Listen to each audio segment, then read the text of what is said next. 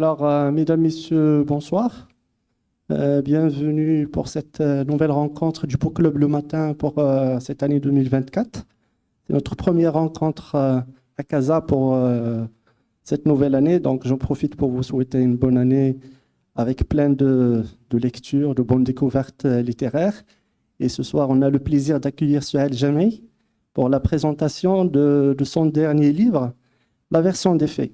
Alors, je ne vous cache pas, en regardant un peu les communications qui ont précédé cette rencontre, je suis tombé sur un post de collègue Fedoua Misk.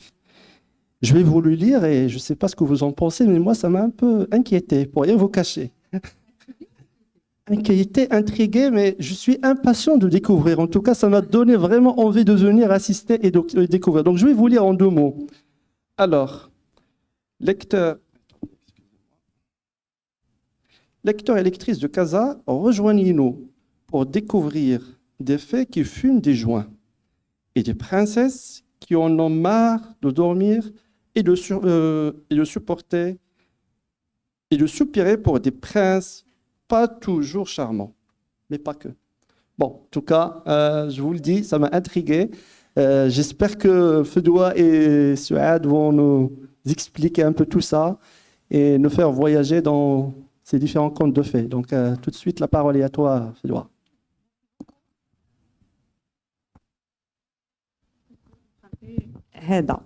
Là, je m'entends mieux.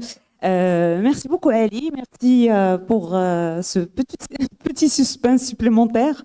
Je sais que beaucoup de gens ici présents ont déjà lu le livre.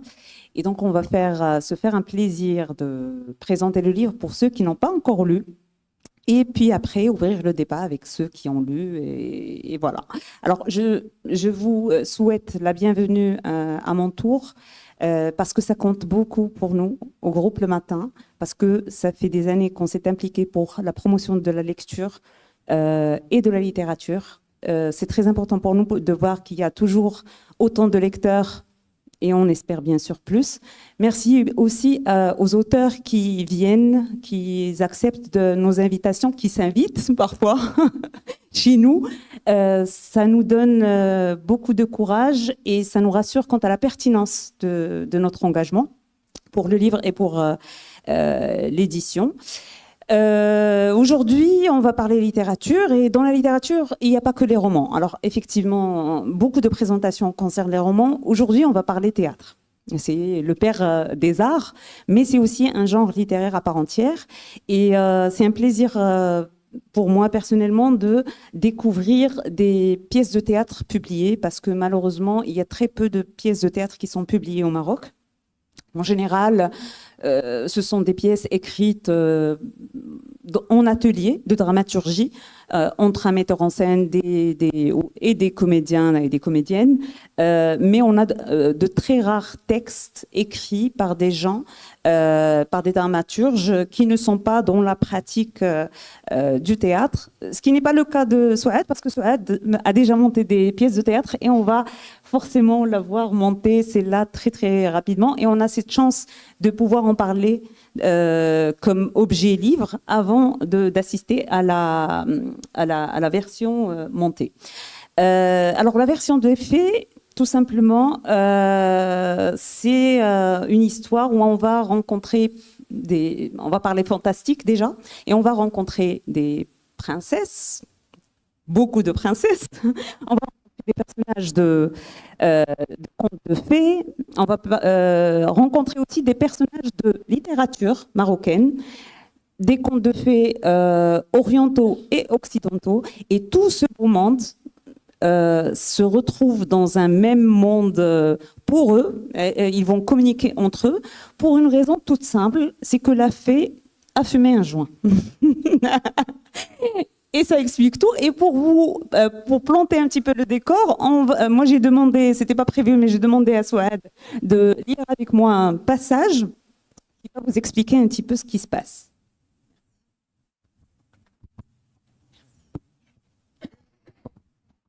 Alors, 2 fées papotent sur un banc face à l'entrée d'un bar. Oui, les bienfaits de la magie sont indiscutables. Combien de vies avons-nous transformées? Combien de cœurs avons-nous réunis? Oui, c'est vrai. Mais parfois, je me demande si nous transmettent bien toutes les statistiques concernant la suite des comptes. Mais pourquoi dis-tu ça? Je ne sais pas, une intuition. On n'a pas on n'a pas tous les retours. Ça, c'est certain. On nous dit ils vécurent heureux, mais en réalité, personne n'est allé vérifier. Mais tu veux avoir des problèmes ou quoi? Personne ne se pose ce genre de questions. Mais j'ai le droit d'en poser des questions quand même. On s'occupe des personnages tant que tout va bien et après, plus rien, nada. C'est vrai qu'avec l'âge et l'expérience, on est en droit de se poser quelques questions. En parlant d'âge, n'as-tu pas remarqué que nos pouvoirs se sont réduits avec le temps? Tiens, par exemple, l'autre jour, j'ai voulu transformer un bout de bois en cigarette et c'est un joint que j'ai reçu. Ah oui? Et tu l'as fumé? Bien sûr que oui, je n'allais tout de même pas le renvoyer à l'expéditeur, que je ne connais même pas d'ailleurs. Mais je t'avoue que ça m'a créé un petit souci. J'étais censée m'occuper de Cendrillon et j'ai complètement foiré. Elle n'a pas réussi à me joindre et a dû aller à un rendez-vous sans habit ni véhicule de circonstance. Et je n'ai même pas pu vérifier avec quel genre de personnage elle avait rendez-vous. Aïe, et tu lui as dit quoi après? Que j'étais en mission. Tu lui as menti? Mais tu sais qu'on n'a pas le droit de mentir. J'espère que tu n'auras pas de problème. Arrête d'être toujours moralisatrice. Parce que tu crois qu'on ment pas déjà depuis le début de toutes ces histoires? Ah oui, mais on le fait pour la bonne cause. Pas sûr. Voilà. Et donc ça, c'est l'extrait qui explique un petit peu pourquoi tous ces personnages-là se sont rencontrés.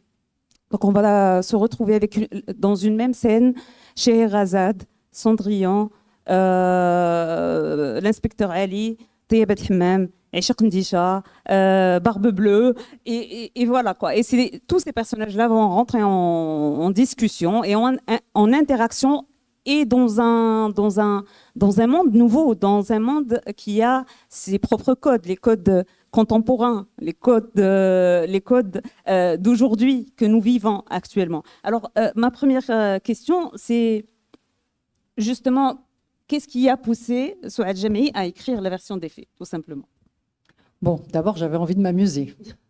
Après des livres qui parlent de biopouvoir, de transhumanisme et de médecine, j'avais envie de conspiration. J'avais envie vraiment d'une récréation. Et en fait, ça fait longtemps que je me pose la question. Bon, déjà, tu sais que j'adore le théâtre et que, comme tu l'as dit tout à l'heure, j'ai fait une pièce de théâtre où j'ai mis en scène, j'ai adapté mon premier roman. Et c'était un plaisir parce que cette pièce a été jouée par 20 médecins et on a eu beaucoup de succès. Alors, je ne sais pas si on était bon ou si les gens voulaient voir ce que c'était un médecin sur scène, mais en tout cas, c'était drôle et les gens ont aimé. On a joué à la salle Bahini plusieurs fois. Et après, j'ai voulu mettre un texte en texte. Enfin, je voulais publier cette pièce de théâtre et l'éditeur m'a dit bah non, c'est déjà connu, ça y est, non. Alors, cette fois, je me suis dit je vais faire le chemin inverse. Je vais d'abord écrire une pièce de théâtre, après on verra. J'espère qu'elle sera jouée un jour. Mais pourquoi les contes? Parce que c'est quelque chose quand même qui nous touche tous. Un conte, c'est quoi? C'est une histoire complètement fictive, mais qui transmet une morale. Et cette morale, elle est censée être une vérité, c'est-à-dire que c'est un exemple qu'on doit suivre. Et les contes, ils sont racontés aux enfants de génération en génération. Tous les contes, ils imprègnent l'inconscient collectif depuis la nuit des temps. Donc un conte, c'est bien. Je ne suis pas là pour déconstruire et dire les contes, c'est nul. Mais voilà, les effets positifs du conte, c'est quoi? D'abord parce que quand on lit un conte, ça nous divertit, ça stimule l'imagination. C'est un véritable lien entre le monde intérieur et le monde extérieur. Il n'y avait pas Netflix non plus. Voilà. Et puis, mais je crois que c'est le premier Netflix des enfants, c'est les contes. Et donc, ils stimulent, donc ils ont beaucoup d'effets bénéfiques et ils permettent à l'enfant de se retrouver.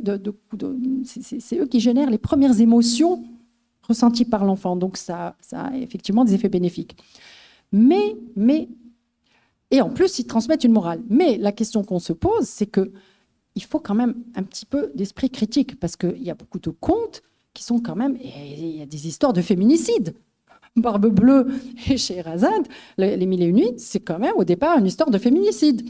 Et puis, sans compter tous les préjugés qui sont véhiculés. Et donc, c'est surtout ça qui me dérangeait. Il faut peut-être raconter des contes, oui, mais il faut avoir l'esprit critique pour certains. Il ne faut peut-être pas tous les raconter, ou alors il faut les déformer quand ils nous semblent un petit peu particuliers qui ne suivent pas nos convictions. Et dans ce cas, et puis une question que je me suis toujours posée, c'est la morale. Qui bénéficie de cette morale? Finalement, il faut se poser la question. Celui qui a écrit le conte, il a une idée derrière la tête, c'est qu'il a voulu faire passer une idée dont il est sûrement le bénéficiaire, lui ou la catégorie sociale qu'il représente. Alors, parmi tous ces contes-là, bien sûr, tu as puisé dans des contes occidentaux, des contes orientaux. Est-ce que tu as ressenti une différence entre les héroïnes, les princesses, de part et d'autre, et les princes aussi? Alors, moi, quand j'étais jeune, je n'habitais pas au Maroc, j'habitais à l'étranger. Donc, à l'école, tout ça, on avait des bouquins. J'habitais en Allemagne, donc c'est surtout Hansel et Gretel. Et donc, c'était d'abord les contes occidentaux. Et mon père, quand il me racontait des histoires, il me racontait des histoires de Jha. Et Jha, il est rusé, il est marrant.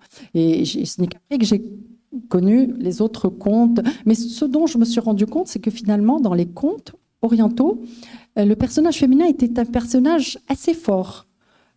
La femme avait quand même une position, elle n'était pas dans l'expectative d'un prince, elle n'était pas comme ça statique, elle n'était pas fantasmée, transformée. Il y a Scheherazade, mais ça on en reparlera. Mais en général, je trouvais que les femmes avaient un rôle plus intéressant, moins effacé, on va dire. C'est très intéressant à soulever parce qu'on a l'impression que qui dit Orient dit forcément soumission et tout ça, alors que les contes nous prouvent le contraire. En tout cas, ça nous prouve que dans l'imaginaire collectif, la femme n'est pas forcément un petit objet fragile qui est en attente d'être sauvé. Oui, et puis, je pense que l'origine de tout ça aussi, c'est comment on a véhiculé ces contes ou ces histoires. Par exemple, si on prend Scheherazade, alors je vous rassure, je ne suis pas du tout une spécialiste de Scheherazade, je suis une spécialiste de rien du tout, mais je l'ai utilisée parce que finalement... non, de médecine, oui, de cardiologie, oui, mais le reste, non. Mais non, ce que je veux dire, c'est que je peux dire des choses maintenant sur Scheherazade et qu'on me dise non, tu n'as pas le droit parce que tu n'es pas. Ce que je veux dire, c'est que justement, si un personnage. C'est une anecdote réelle, c'est pour ça que je l'ai souligné. C'est une personne qui est venue lui dire tu n'es pas une spécialiste de Scheherazade parce que la dame en question était une spécialiste c'est vrai, tu vois, j'avais oublié ça. Moi, non. Ça, on risque de me le dire tout le temps, mais ça, c'est pas. Ce que je veux dire, c'est que justement, s'il y a vraiment un personnage dont personne n'est le spécialiste, c'est bien Scheherazade. D'abord, il n'y a pas de droit d'auteur sur Scheherazade, on ne sait même pas qui c'est qui l'a écrit. Et ce personnage a été ramené en Occident par, comment il s'appelle, Antoine Galland, je crois, et il a été entièrement occidentalisé dans le sens où il lui a donné, il l'a rendu personnage fantasmé, la femme féminité, elle est sexy, elle est belle, ce qui n'est pas du tout le cas de ma Scheherazade. Et en fait, chacun s'est approprié de toutes les histoires qu'on lit ou qui ont été écrites. Les auteurs se sont appropriés Scheherazade et ils ont le droit de le faire. Maintenant, est-ce que Scheherazade est un personnage, l'emblème du féminisme ou pas? On en parlera tout à l'heure, ou si tu reposes la question, pour que j'oublie pas. Je vais te poser la question plus précisément sur Scheherazade, mais il y a d'autres personnages qui reviennent, et parmi eux, la Belle au bois dormant. Et avant que tu ne dises quoi que ce soit, j'aimerais entendre la Belle au bois dormant qui s'est réveillée finalement. Qui s'est réveillée et qui avait besoin d'un petit hammam pour se revigorer. Donc, on va l'écouter parler à une bonne théaba de hammam bien marocaine, bien de chez nous.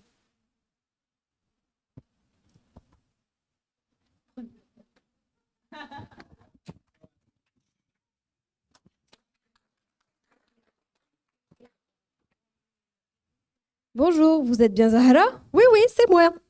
C'est Aïcha Kardashian qui m'envoie. Kardashian. J'aurais bien voulu, mais je n'ai jamais eu la chance de la voir fréquenter mon hammam. Tu veux dire Aïcha Kandisha? Oui, c'est ça. Aïcha, c'est comme ma sœur. C'est elle qui t'envoie? Eh bien, tu es la bienvenue. Merci beaucoup. Pour les amis de Aïcha Kandisha, le hammam, c'est Fabour. J'offre tout.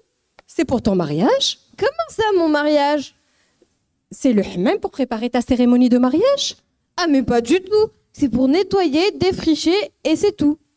Je n'ai aucune envie de me marier. Je viens d'y échapper de justesse. Mais c'est pourtant le rêve de nombreuses jeunes filles. Alors je ne dois pas être comme toutes les autres jeunes filles. Ça te dérange pas que je te tutoie? Écoute, si jamais tu changes d'avis, ou si tu as une copine qui aimerait trouver un mari, sache qu'ici, c'est presque comme un site de rencontre. Ah bon? Un site de rencontre? Oui, sauf que c'est pas le mari que tu croises, mais directement ton éventuelle future belle-mère. Enfin, si tu as la chance de correspondre à ces critères. Je ne comprends rien. C'est un hammam ou un site de rencontre? Les deux à la fois, double fonction. Moi aussi d'ailleurs, j'ai plusieurs fonctions. Tayaba le jour, Negafa la nuit. Avec moi, pas de surprise, virginité garantie. J'ai tout ce qu'il faut pour aveugler les maris. Enfin, ceux qui croient encore au Père Noël. Je m'occupe du hammam, de la cérémonie de mariage, des parures, des tenues, de tout. Et je peux même donner quelques tuyaux si besoin pour la nuit de noces. Donc vous matchez les filles avec leur future belle-mère et si ça fonctionne pas, bien vous gérez aussi le mariage. Exactement. Ok, mais moi, est-ce que je peux me laver tout simplement sans tout le package qui suit? Oui, bien entendu, mais je te laisserai quand même ma carte, on sait jamais. Allez, enlève tes habits et installe-toi. Attention, c'est très chaud. Dans quelques minutes, je reviendrai pour te mettre le ressol. Merci.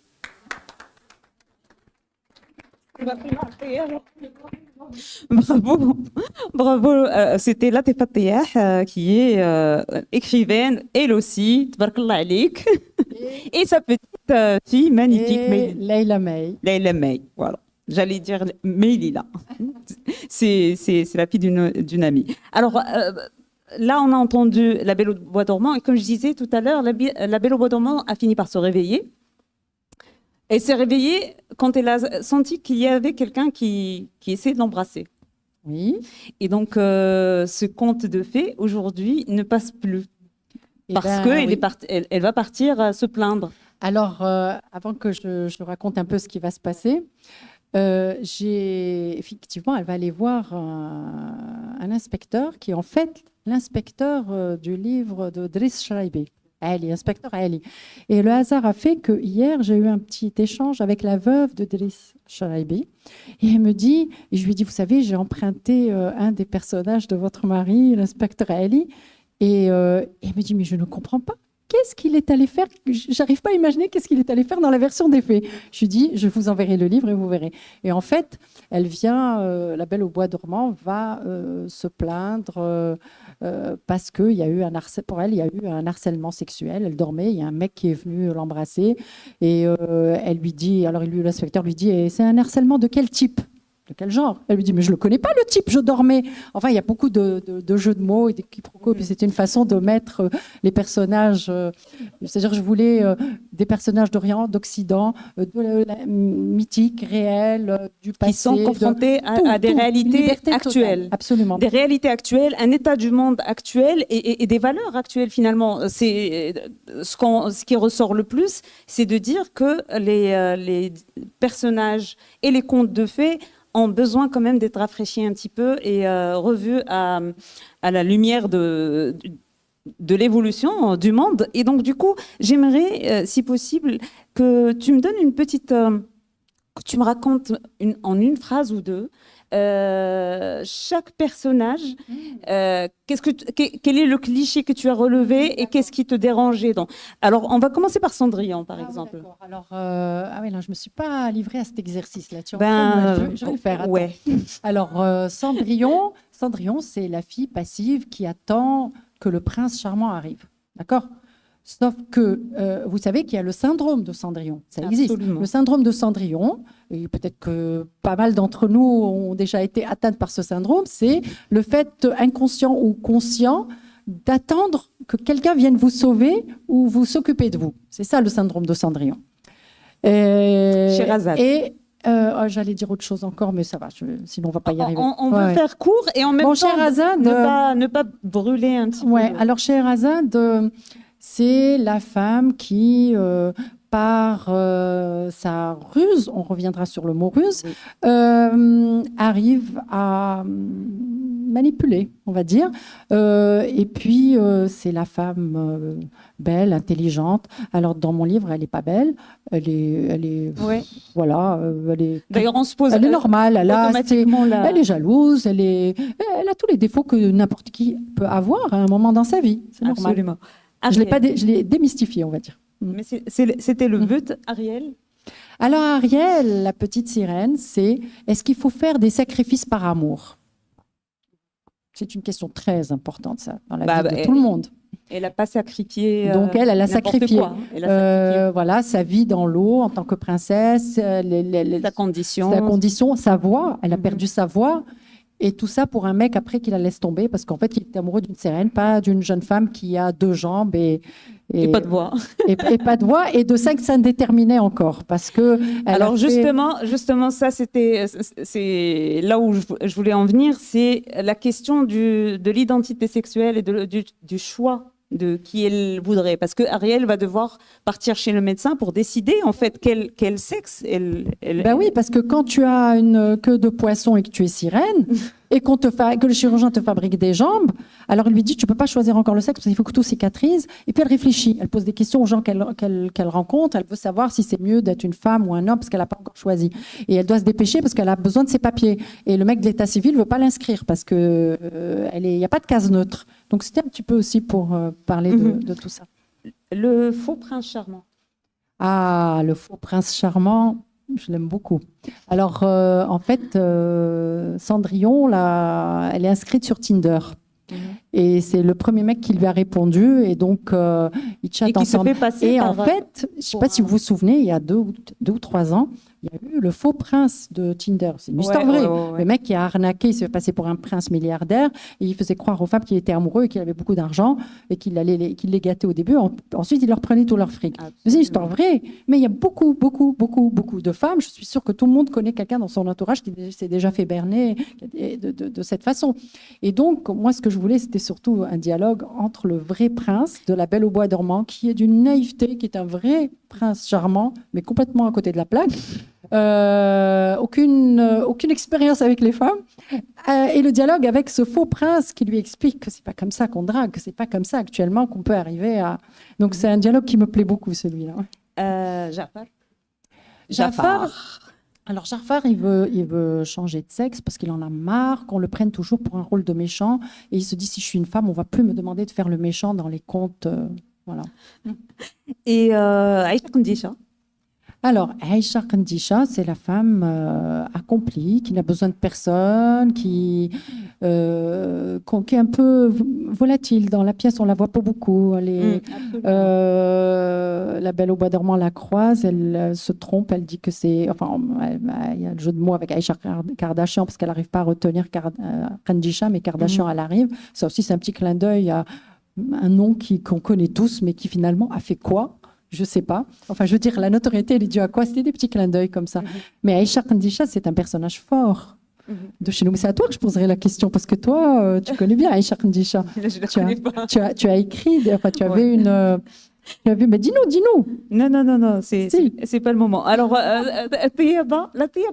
Ah, la Tayaba. Pourquoi avoir choisi de... Alors tout ça, il y a des d'intégrer le préjugés. Tayaba. Il y a des préjugés. Mais je trouve que la Tayaba al-Hammam elle-même, le nom Tayaba al-Hammam, c'est un préjugé en lui-même.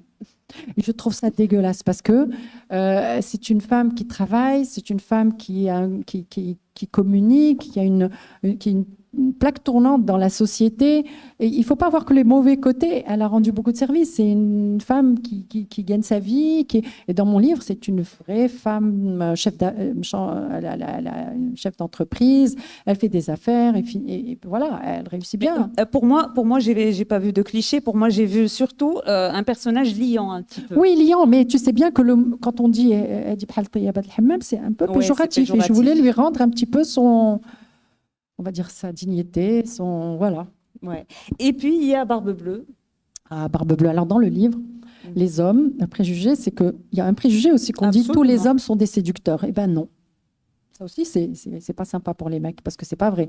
Donc, je prends 2 personnages qui sont censés être des grands séducteurs dans leur conte. mais qui en fait se rendent compte qu'ils n'arrivent plus à draguer, ils font tout pour draguer. Et justement, il y a Barbe Bleue qui qui est copain avec Zaraf Tayyibat El-Hammam et qui fait tout pour aller voir les femmes qui viennent chez elle. Puisqu'on en parle. On va lire un autre extrait.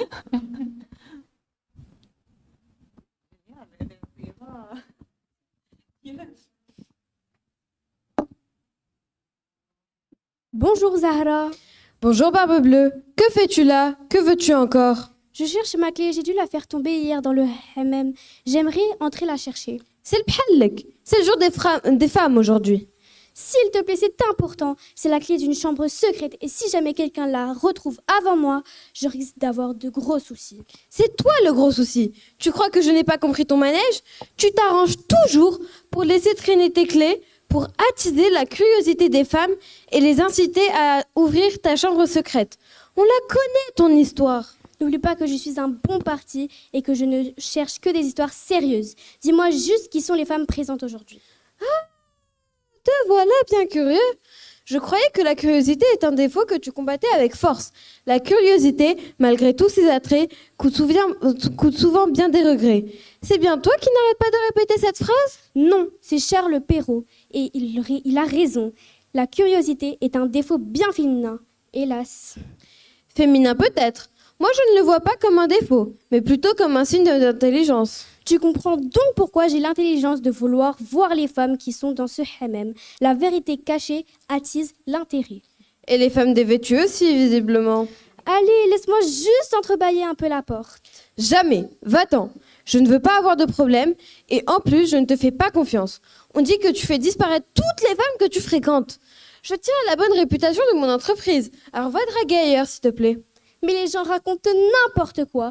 Mais je les fais juste disparaître de ma vie. Et puis c'est quoi cette barbe? Tu ne te serais pas un peu radicalisée? Permets-moi de te signaler que le bleu corbeau ne va pas du tout avec ton temps. Ce n'est pas comme ça que tu arriveras à plaire. Allez, laisse-moi juste rentrer, juste 1 minute, et je leur expliquerai que j'ai perdu mes clés. Non. Je te promets de faire un grand mariage à la marocaine. Et que tu seras la Ngefa. Il y aura la Médina, la Almara et tous les pros d'Asie. Je te promets même de porter une djellaba blanche. Ouais, c'est ça. Et avec ta barbe, on aura vite des cellules antiterroristes devant la porte. Tu m'as déjà dit tout ça, mais je ne vois en rien d'autre que ton regard lubrique. Tu sais, Zahra, je te ne l'ai jamais dit, mais je trouve que tu as un look d'enfer. L'enfer, c'est justement toi qui vas y retourner. Va-t'en, te dis-je. Allez, du balai. Sir, Allah yamsahak.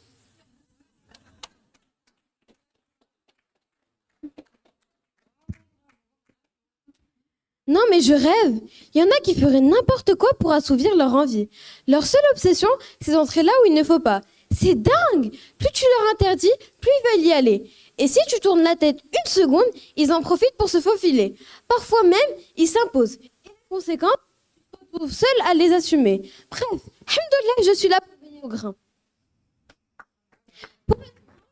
Il me plaît bien son côté viril et imposant. Il doit être pas mal. Mais bon, ça nuirait à mes affaires, c'est sûr. Et puis je passerai plus de temps à le surveiller qu'à travailler. Non, Zahra, oublie. Bravo, c'était très bien. Merci beaucoup pour cette lecture. Interprétation, en fait, c'est pas juste une lecture.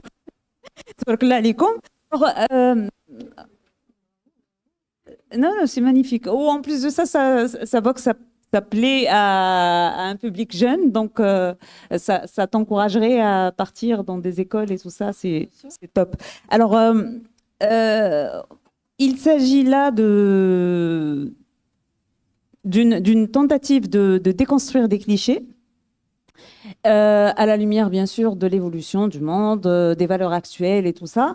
Mais il y a une question que je me suis posée en lisant le livre, c'est que il y a des valeurs actuelles, mais qui ne sont pas forcément universelles et partagées par tout le monde.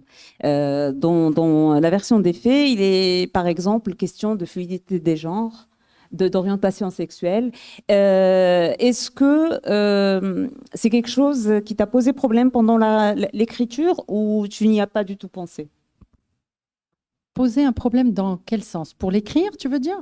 Non, sûrement pas, parce que le livre que je suis en train d'écrire et que j'ai interrompu pour écrire ce livre parle justement, le personnage principal est un personnage intersexué. Que je précise bien, intersexué, ce n'est pas transsexuel. Intersexué, c'est 1,5% des naissances. Ce sont des enfants qui naissent avec une variation anatomique, avec les deux sexes, mais de façon ambiguë. Et ça existe et c'est mis sous silence. Et ce sont des enfants qui souffrent.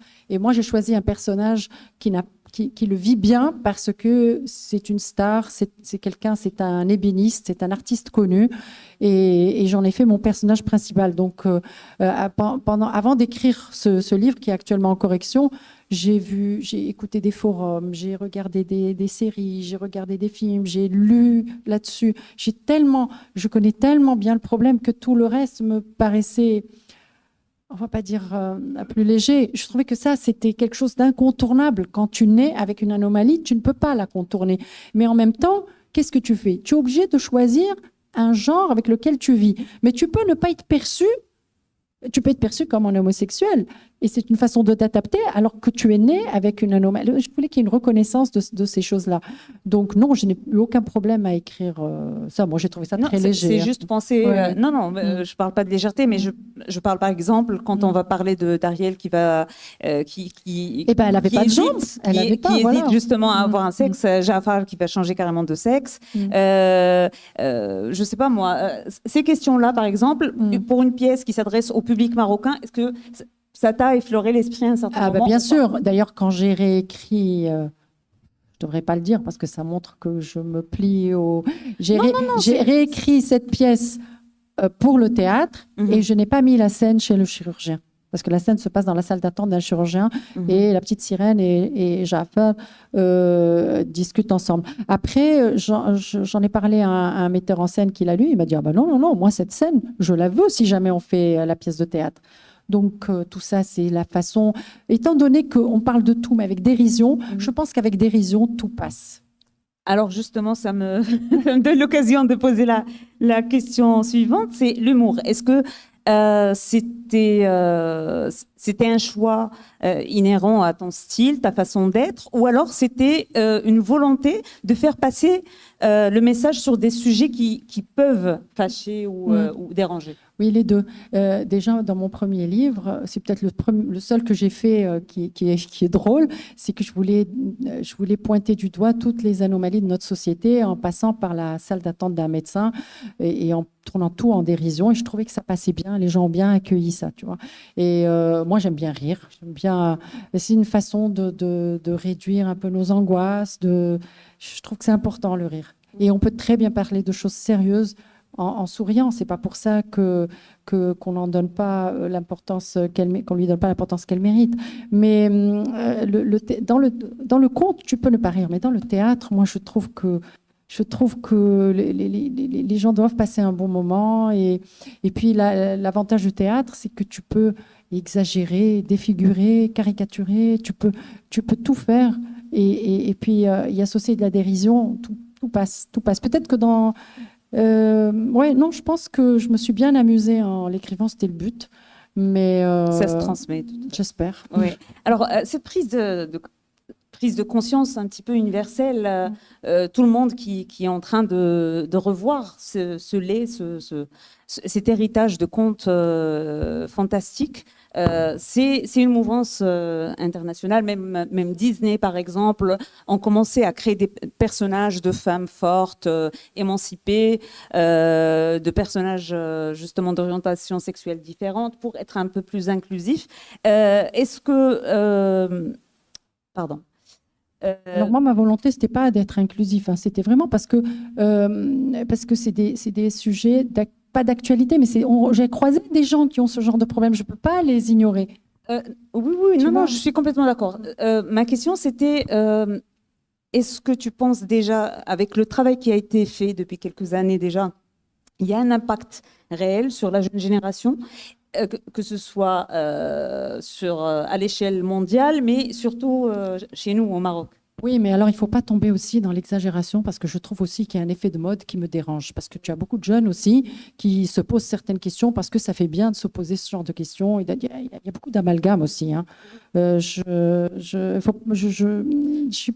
suis mitigée. Hein. Tu parles de remise en question, oui, d'orientation. je parle de parler. Et justement, en fait, c'est un impact. Est-ce que c'est un impact direct de ce genre d'orientation, à ton avis? Je pense qu'il y a trop de choses qui sont faites, que les jeunes sont manipulés et manipulables et qu'il faut d'abord qu'ils se posent la question qui ils sont vraiment et ne pas faire ce que les codes leur dictent de faire. Et je trouve que... Mais est-ce que c'est pas trop demandé à des jeunes, justement? Parce que nous, ça nous a pris une vie pour nous remettre en question et pour revoir justement ces stéréotypes qui nous ont, auxquels on a été biberonnés. Est-ce que c'est pas trop demandé? Tu parles des stéréotypes en général. Hein, en général, pas en train de parler tout ça. Est-ce que c'est pas trop demandé à un jeune de savoir, faire la part des choses et de... Tu parles des préjugés Voilà, en général. en général. Alors, écoute, moi, je pense que de maintenant... ne pas glisser dans les excès. Moi, je pense que les enseignants et maintenant sont vraiment très, très sensibles à ça. Et je crois qu'il y a beaucoup, dans beaucoup d'écoles, on fait une lecture critique du texte après. Et on fait, par exemple, il y a des enseignants qui apprennent aux enfants en leur disant pourquoi le mot parâtre n'existe pas? Pourquoi on parle que de marâtre? Et puis, donc, ils essaient de critiquer. Et puis ils sont aussi conscients du fait que le personnage féminin est souvent le mauvais, le méchant. Tu sais que 80% des personnages méchants dans les contes de Grimm sont des femmes. Il devait avoir des problèmes avec sa femme. Ouais, peut-être, je sais pas, mais Sa mère. il suffit de se poser la question pourquoi le mot marâtre existe. Alors quand tu vois une fée, c'est une femme, mais dès qu'elle vieillit, elle devient une sorcière. Et l'homme, quand il vieillit, il devient un mage. Un sage. Tu vois? Ouais. Et puis la plupart des princesses et des... Ouais. Elles deviennent des méchantes belles-mères. Non, voilà, elles ont forcément une méchante sœur ou belle-mère. Voilà. Mais les méchants hommes Il n'y a pas de méchants hommes. Il n'y en a pas beaucoup. Bon, pas beaucoup, mais il y en a certains. Il y en a certains. Alors,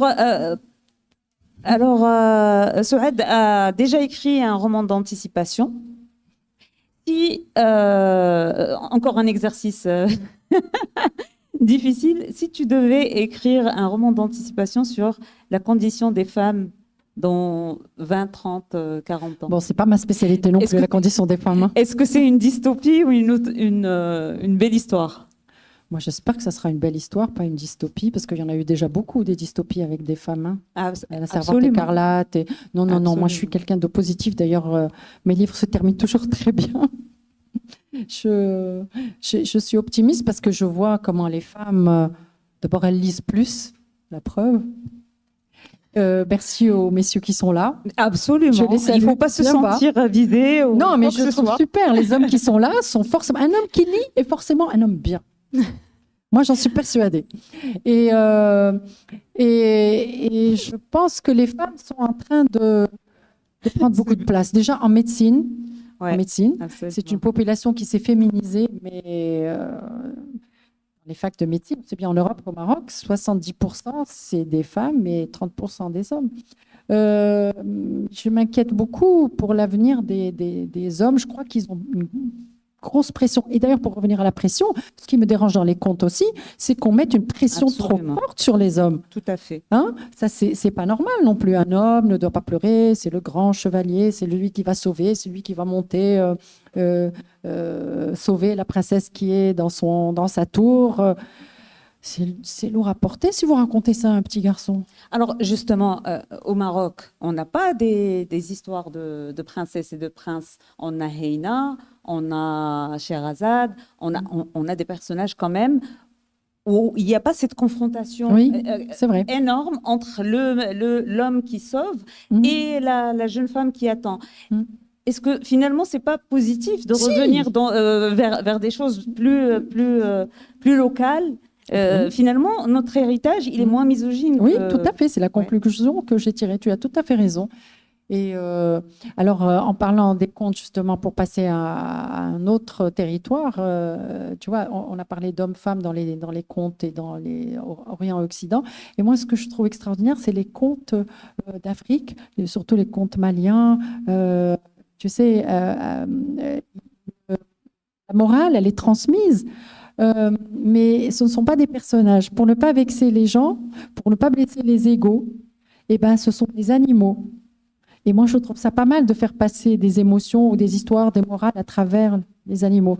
L'homme ne se sent pas concerné, la femme non plus. C'est des valeurs, c'est une morale qui est transmise et qui est asexuée, on va dire. Mais je trouve ça pas mal. Oui, c'est très intéressant. Alors, comme elle est cardiologue, elle a puisé dans l'exercice et la consultation médicale, elle a puisé énormément de situations. C'était très inspirant pour toi. Est-ce que c'est fini ou est-ce que ça continue? Et est-ce que dans la version des faits, il n'y avait pas de médecine du tout. Hein, il n'y avait pas de médecine du tout, mais est-ce que dans le cabinet médical, il y avait des princesses, il y avait des Cendrillon et des Belles au bois dormant? Écoute, je ne suis pas psychiatre, donc forcément, ils ne me racontent pas leurs histoires de cœur. Hein. Moi, je suis là pour examiner leur cœur anatomique, mais l'histoire de cœur, on ne me les raconte pas. C'est très, très rare. Mais je pense que les femmes se font moins d'illusions, comme les hommes. Ils se nourrissent moins d'illusions et donc ils apprennent à démystifier tout ce qu'on leur a appris, à être vraiment... et puis de toute façon, la vie fait que tu descends vite sur Terre et que tu as besoin... Tu ne peux pas rester dans les nuages de toute façon, tout le temps. C'est pas possible. Il y a toujours quelqu'un pour te ramener sur Terre ou pour te dire c'est quoi ces histoires. Mais bon, je pense que la femme, elle est en train de bien évoluer au Maroc. Alors, pour revenir à la Je ne sais médecine... pas si Sana est d'accord avec moi. Elle a agi. Alors, pour revenir à la médecine, est-ce que ça continue à alimenter Oui, c'est un terreau très fertile, la médecine. imagination? Mais je crois que j'ai fait le tour de la question entre le cabinet, la salle d'attente, la médecine du futur. Je viens de terminer aussi un livre, je ne sais pas si je vais le faire éditer, qui est l'histoire d'un jeune médecin qui un jour se rend compte qu'il y a une rumeur. Il sent qu'il y a quelque chose que les patients ne veulent pas lui dire, qu'il lui cache quelque chose. Et puis un jour, une dame lui dit, bah, écoutez... voilà, ce qui se passe, c'est qu'il y a un nouveau médecin qui s'est installé à côté de vous. Et lui, il lui dit, mais pourquoi il n'est pas venu me dire bonjour? Elle lui dit, mais non, il ne peut pas, il ne peut pas. Non, mais la déontologie veut que le médecin qui s'installe vienne dire bonjour. Il dit, non, c'est une cabine médicale connectée. Et donc, ça, c'est des sujets de tous les jours parce que j'ai vu il n'y a pas longtemps un article des propriétaires des supermarchés Leclerc qui avaient l'intention d'installer une cabine connectée dans chaque supermarché. Donc moi, tu sais bien que pour moi, la relation médecin-patient, c'est quelque chose de très, très fort et de très important parce que c'est grâce à ça qu'on arrive à guérir les gens. Ce n'est pas seulement les médicaments, c'est la façon dont tu lui parles, dont tu le soignes, dont tu l'écoutes. Et puis, il y a une volonté quelque part, c'est ça qui a motivé mon premier livre, une volonté de se débarrasser des médecins. Parce que souvent, tu es dans des salons comme ça et puis on te dit, oh, bah, vous les médecins, et je ne supporte pas, voilà encore un préjugé, on met tout le monde dans le même sac. Il suffit qu'il y en ait un qui ait fait quelque chose de mal, et ça me dérange beaucoup. Bien sûr, je ne te dis pas qu'ils ne sont pas critiquables, bien sûr, il y a de tout. Mais réduire, se dire on se débarrasse du médecin, enlever complètement la relation humaine et la remplacer par une machine, ça c'est quelque chose que je trouve juste horrible. C'est-à-dire, est-ce que quelqu'un peut accepter d'avoir un diagnostic posé par un écran qui s'allume et qui vous dit vous avez ça, rendez-vous dans 3 jours, voilà votre numéro de dossier, au revoir, paf, et ça se ferme. Mais c'est horrible. Ben, dans ce cas-là, il va falloir le publier, ce livre. Je ne sais pas. Oui, je pense que tout le monde est intéressé par le sujet. Ouais. Alors, je propose maintenant de donner la parole au public. Alors, je suis certaine que certains ont déjà lu le livre. Alors, avant que tu donnes la parole, je voudrais d'abord te remercier, Fedoua Misk, pour ta super modération. Remercier le Book Club le matin de m'avoir invité et remercier l'Hôtel Olomo. Merci à tous, surtout, d'être venus. Et merci au public aussi. Merci beaucoup. Alors... est-ce que quelqu'un veut nous parler de sa relation au conte de fées? Tiens. Qui croit encore au prince charmant? Oh mon Dieu, il faut parler. Hein. Si. Non, tu as parlé, Selma. Ça, Non, mais le prince charmant, on a envie d'y croire toute notre vie. Donc, c'est vrai que c'est un peu. On va dire que dans la société actuelle dans laquelle nous sommes, c'est un peu compliqué d'y croire, ça c'est sûr. Mais je trouve que c'est toujours bien d'avoir cette part de rêve. Mais après, c'est vrai que ce qui est intéressant dans votre livre, c'est voilà, c'est-à-dire que l'histoire d'amour différemment et on a du mal à être dans l'acceptation. Donc, il y a un véritable travail, je pense, à faire enfin, par rapport aux consciences et un travail éducatif dans ce sens. Parce que c'est vrai qu'on a été cantonné à une certaine notion de l'amour homme-femme. Je dirais que c'est un peu la faute à notre éducation, à la société dans laquelle nous sommes. Et donc, comment faire évoluer les choses? Parce que c'est vrai qu'il y a une espèce de tolérance qu'il faut essayer d'installer dans nos sociétés, dans notre système éducatif, etc. Donc oui, le prince charmant, on nous l'a appris, on nous a appris l'histoire d'une certaine manière, en fait, dans les livres, dans ce qu'on nous a instruit. Mais il est temps peut-être de grandir et d'évoluer et place aux nouvelles générations aussi d'amener cette nouvelle voilà Pas que la façon nouvelle de- génération. Toi aussi, tu es Future. encore jeune. Moi, je suis encore jeune, mais je dirais que il va falloir ça doit te débarrasser de. ça doit de ce ça doit commencer par nous, parce que je pense que la génération de mes grands-parents, on va avoir du mal à les convaincre. Ils sont vraiment. Ils cherchent plus le prince charmant, je pense. Alors, Mais merci, parce qu'honnêtement, j'ai hâte de lire ton livre, enfin votre livre. Parce que eh ben, tu me diras. vraiment. Mais moi, je crois qu'effectivement, il faut garder une part de rêve. Il faut croire au prince charmant, mais il faut accepter qu'il ait quelques défauts. Oui, Comme nous en avons aussi. Oui. Je trouve que c'est ça le compromis. oui, c'est peut-être, oui, c'est ça aussi. Mais après, oui, il faut accepter les défauts, comme tu dis, c'est vrai. C'est vrai. Donc, Bah, c'est plus un merci. prince charmant. C'est plus un prince. C'est C'est un prince charmant, c'est un jeune homme. mais qui n'appartient pas à un conte. Voilà. Exactement, merci.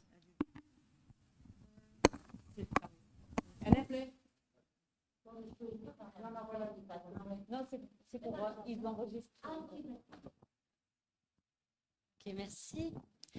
Bonjour, moi j'ai lu ton livre Souad. J'ai trouvé ça très intéressant.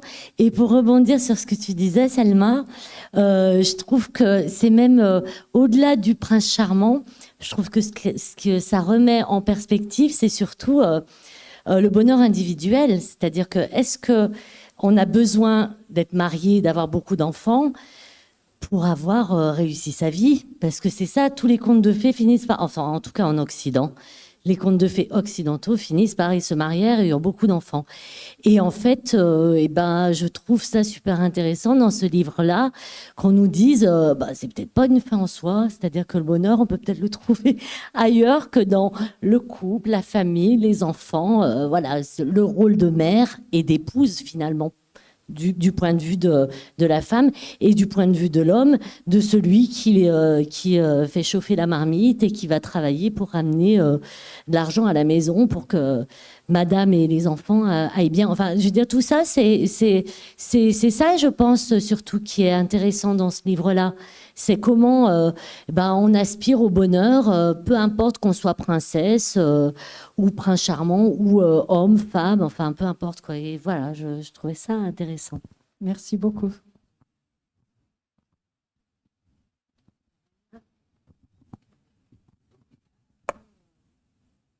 Bonsoir. Adjem, et je suis vraiment très contente de vous rencontrer aujourd'hui parce que moi-même, je suis médecin.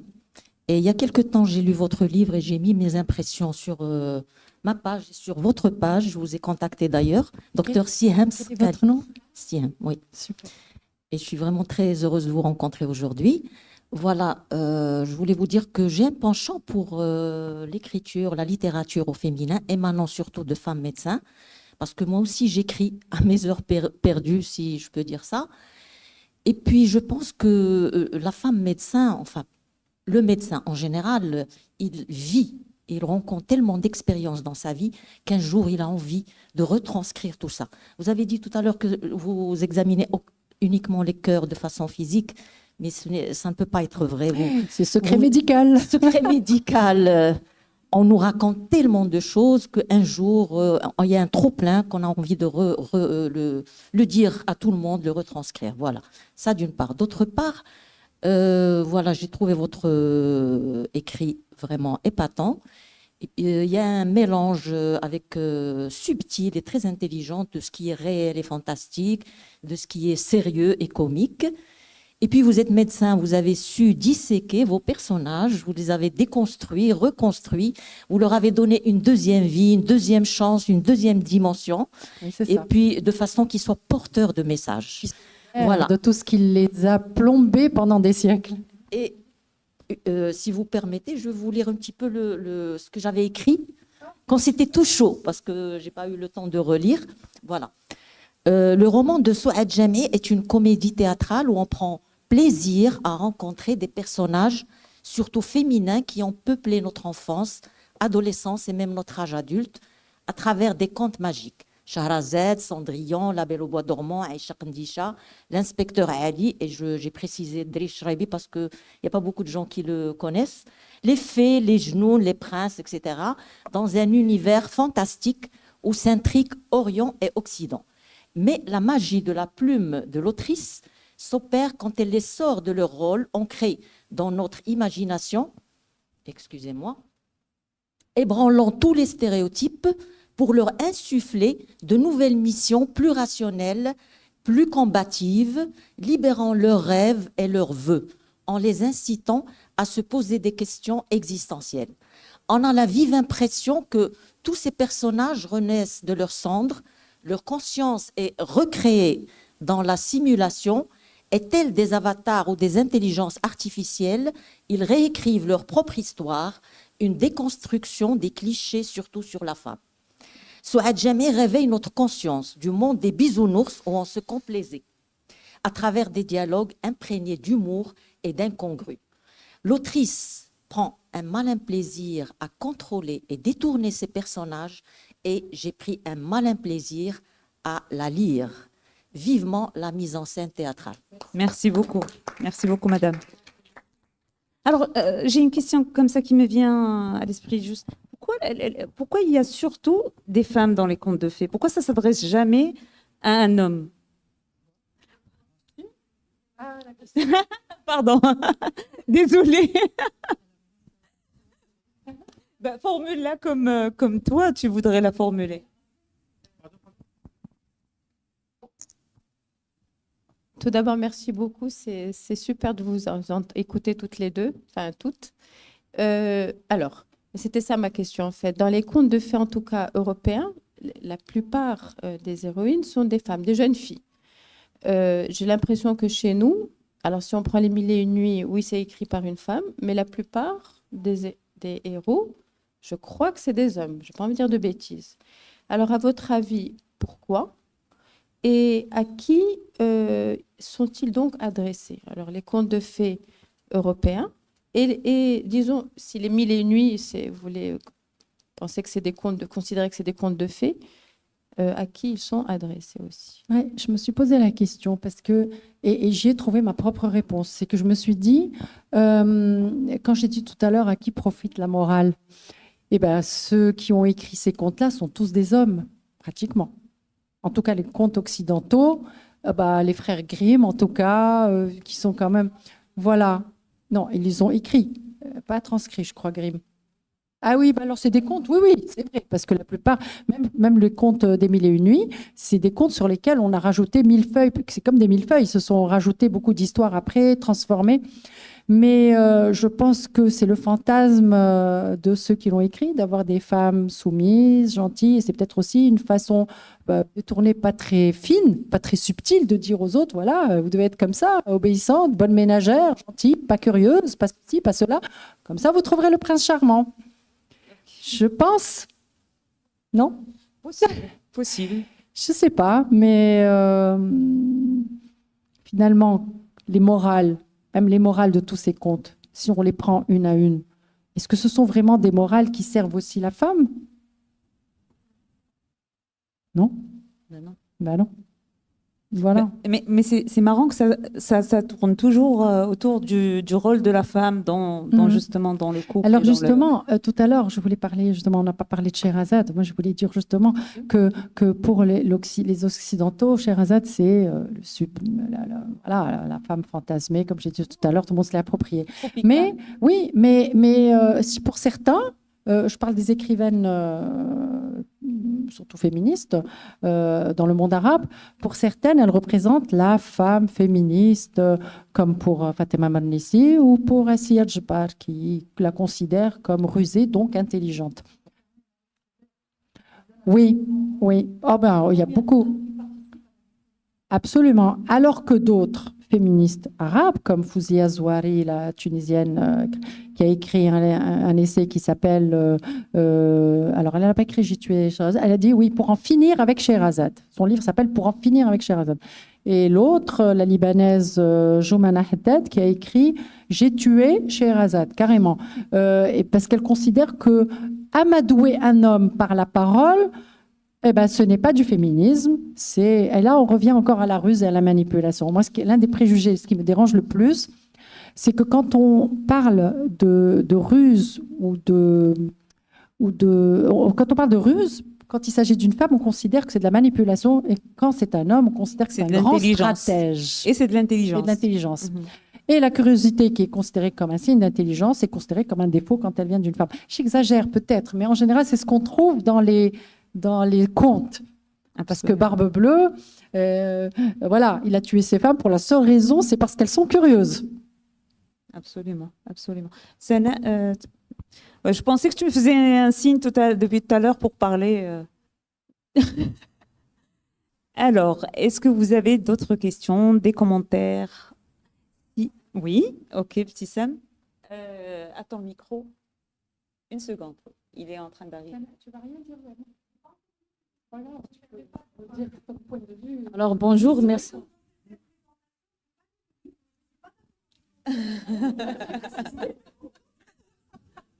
Bon alors ça va, tais-toi. Si Sam. Oui, bonjour pour tout le monde. Je dirais seulement que la version des faits, ça veut dire comme le titre l'indique, de faits. Alors c'est féminin plus que masculin, je crois. Oui. C'est un conte de fées. Et les fées, ce sont des sorcières, entre parenthèses, qui sont des filles qui sont gentilles, et ainsi de suite. Oui. Et des princesses. Et le titre, effectivement, alors ça parle de fées, mais c'est juste le titre, je l'ai choisi, j'avais oublié d'en parler, c'est pour donner la possibilité aux fées de changer les choses dans ce qu'elles souhaitent aux enfants. Et elles font leurs souhaits de façon identique pour les garçons et les filles. Ça, c'était très important pour moi. Parce que c'est au niveau de l'éducation, c'est à la naissance que quand on a eu la chance d'être éduqué comme un garçon, c'est pas la même chose quand on est fille que quand on a été éduqué comme une fille. Et je crois qu'on a tous, dans notre enfance, cette bagarre. Il y a toujours un des parents qui veut qu'on soit la fille modèle et l'autre qui veut donner toutes les chances, qui te donne les armes comme un garçon. Et je crois que ça... Après, il y a sa lutte personnelle aussi, chacun. Bon, ça, c'est une autre histoire, on ne va pas rentrer dans les... Alors, à ce point, je vais ajouter quelque chose. Alors, comment vous parlez de l'éducation, pour les filles, on donne les dinettes, et pour le garçon, on donne des pistolets. Et oui, mais maintenant, ça y est, hein, ça, on le faisait avant, je crois que... Patriarcal, on s'est habitué à voir des choses comme ça. Oui, mais je crois que ça aussi, c'est en train de changer. Maintenant, on leur met un téléphone entre les mains. Ils choisissent ce qu'ils veulent. Un objet asexué. C'est encore plus grave. Merci beaucoup d'être venu. Merci Souad d'avoir répondu à ces questions. Merci à vous avez des exemplaires, venez vous les faire signer et on se rejoint dehors pour un petit verre. Ah, monsieur, on a un monsieur qui veut parler. Please.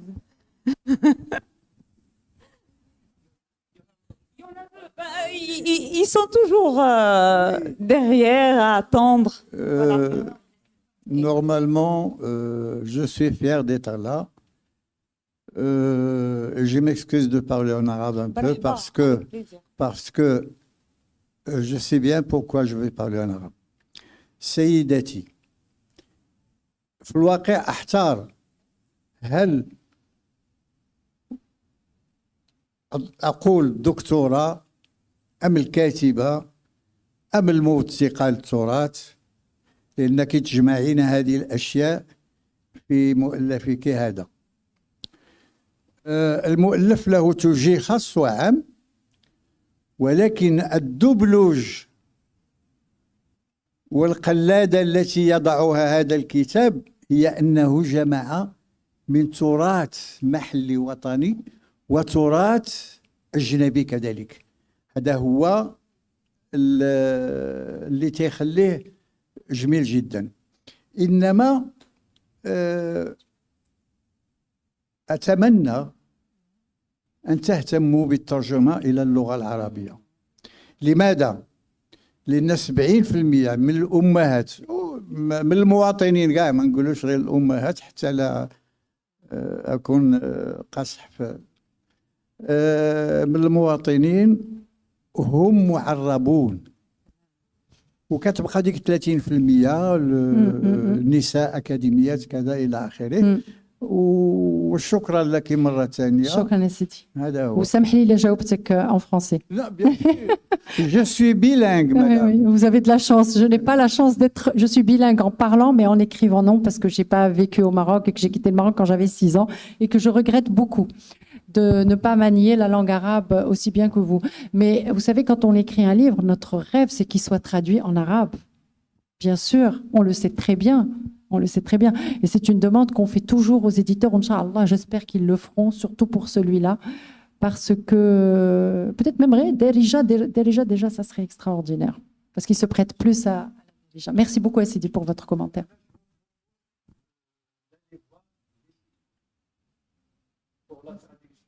D'accord. Ah ben, il se trouve que je connais quelqu'un qui travaille à l'ICESCO, c'est bien ça. C'est une bonne idée, je ne savais pas. Merci beaucoup. Merci beaucoup. Salam alaikum. Tout d'abord, je me demande pourquoi je suis cerné par la médecine aujourd'hui. C'est pourquoi le plateau, elle est modéré par notre ami Fatou qui est médecin et par notre cardiologue. Médecin un jour, médecin toujours. Oui. Et aussi, par coïncidence, j'étais invité en parallèle à un événement qui est animé par un orchestre qui se compose que des médecins. Et puisque je suis directeur de bibliothèque et un bibliothécaire, j'ai opté pour, je vous jette pas des fleurs, j'ai opté pour assister. Pour la littérature. Voilà, oui, merci. C'est un complot, ça. C'est un complot de médecins. Ah d'accord. Oui, c'est ça. Alors, j'ai pas eu même si je suis bibliothécaire, j'ai pas eu l'occasion de lire votre ouvrage. J'ai eu l'occasion de voir votre intervention à Médien TV, comme ça. Et aussi votre confirmation que la médecine est dominée par les femmes. Dominées, je dirais pas. Je dirais qu'elles sont oui. Mais, alors, comme le Sofi Ibn Arabi dit, une très belle dicton qui dit en arabe, المكان الذي لا يؤنس لا يعول عليه. Alors, là où il est, l'endroit là où il y a la femme, on ne peut pas y compter. Même étant co-bibliothécaire, alors, les meilleures notes, pour vous confirmer votre confirmation, les meilleures notes qu'on a dans notre bibliothèque est toujours c'est par les étudiants, des femmes. 80%, c'est les meilleures notes, que ce soit les bacheliers. Alors, j'aimerais aussi l'expérience d'écrivains médecins. Alors, on a beaucoup des expériences et de belles avec des cardiologues à travers le monde. Mais j'aimerais vous poser une question. Est-ce que et tant que vous êtes cardiologue, est-ce que vous n'avez pas pensé à un ouvrage 100% médical et spécialisé dans votre... Alors, vous voulez dire médical, c'est-à-dire scientifique, parler scienti- uniquement de cardiologie? Oui. Non, il y a des gens qui... Non, pardon. C'est Médical, dans le monde médical, vous Oui, voulez oui, dire? c'est ça. Ben, mes 3 premiers livres se passent uniquement dans le monde médical. 3 romans Ouais. dans le Oui, monde oui. médical. Donc, je vous invite à, Oui, oui. à les lire et tout ça. C'est-à-dire, au début, on a besoin d'une certaine légitimité, donc on écrit sur ce qu'on connaît le mieux. Après, on essaie de s'évader un peu quand on prend un peu plus d'assurance, bien que... Voilà. Et merci. Merci à vous. Merci à vous et merci à toutes les personnes présentes. Et je vous invite à vous faire dédicacer votre livre par notre ami Souad Jamaï. Est-ce que je te donne ça à dédicacer?